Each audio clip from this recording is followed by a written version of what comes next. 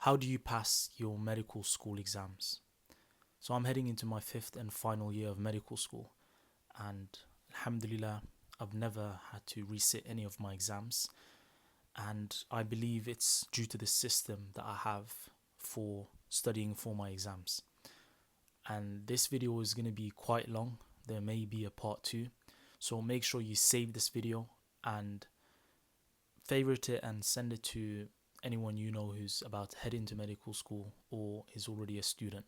So the first thing is, this is probably the best advice that I've received for passing my exams, and it was by a CTF, so clinical teaching fellow, so one of the doctors, and this was right at the start of first year.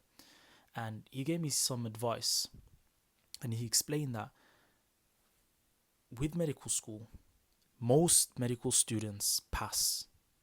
Most medical students end up becoming doctors. So the baseline, if you get your average medical student, he will pass and he will become a doctor. Now, what he explained was, in his experience when he was in medical school, he noticed that the students that didn't pass, they were doing things differently.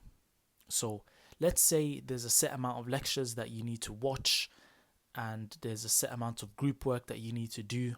He found that the medical students who didn't pass is because they started doing their own thing. They kind of went away and trailed off from the curriculum and started going down their own path.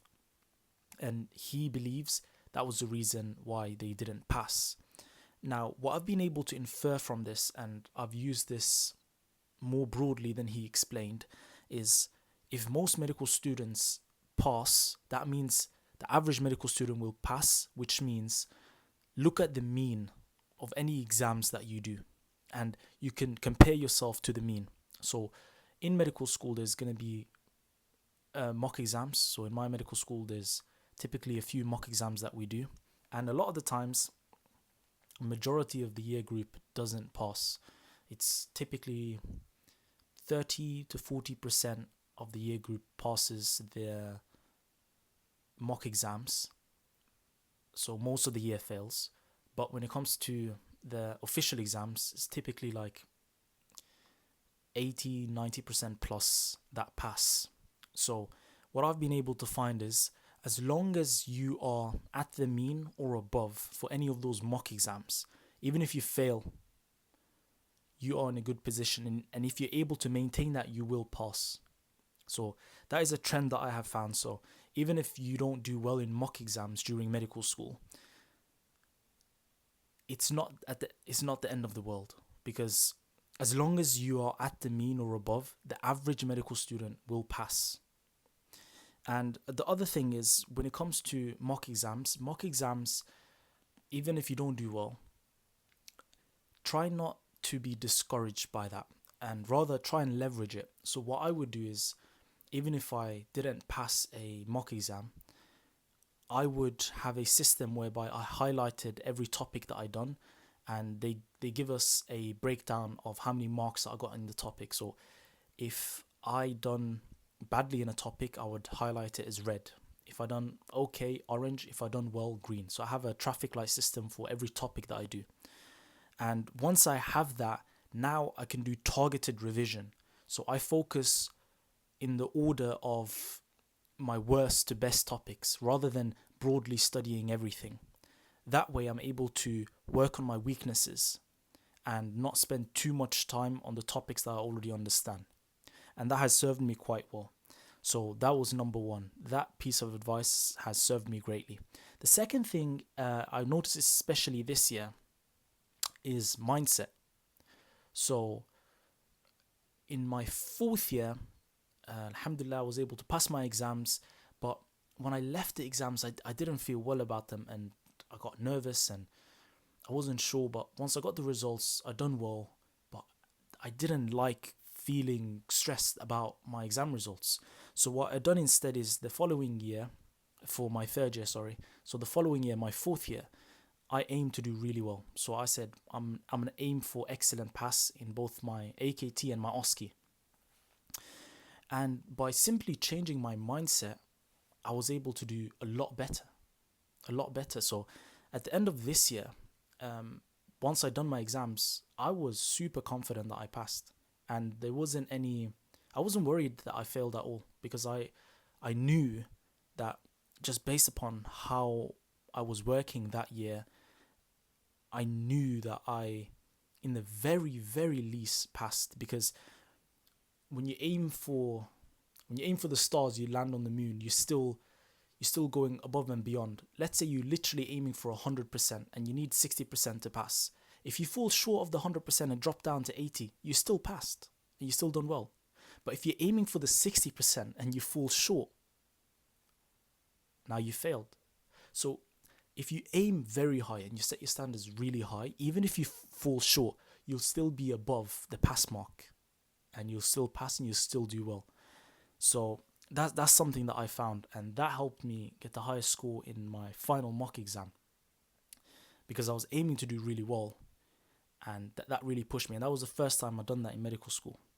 So that's the second piece of advice: aim really high, set your standards really high. So even if you fall short of your standards, so let's say you aimed to get 100% in an exam, you fell short, okay, fine, you got 80%. You needed 60% to pass. You still passed. You're still moving forward to the next year. You're still going to be a doctor. So it's not nothing to be upset about. So mindset is the second piece of advice. The second thing is around essentially what you're optimizing for. The way I study for my exams, I'm optimizing my studying for the exams. And I believe there's two broad paths that you can go down, essentially. Everything I do is to optimize for the exam. So the way I study is optimized for the exam. But you can optimize for understanding a topic. However, the caveat to that is, if you're trying to really deeply understand a topic, you will spend significantly longer doing that. For example, let's say you want to learn about pneumonia, right? What you can do, and what I would do, is I would find 100 questions similar to what would be representative of the exam, so like an MCQ 100 bank questions of pneumonia, and I would go through the whole thing. What you can do instead is you can find a textbook on pneumonia, really understand the physiology, then the pathophysiology, and then understand the investigations and the management, and you can go down that route, but it will take a lot longer. So the way I go about it is I optimize for the exam. So I'll think, okay, what are the key features of pneumonia? Okay, what are the key investigations? What's the key management?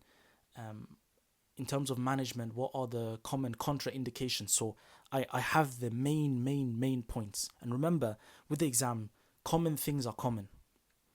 You're far more likely to see in practice pneumonia and MI and heart failure, hypertension, than you are rare genetic diseases.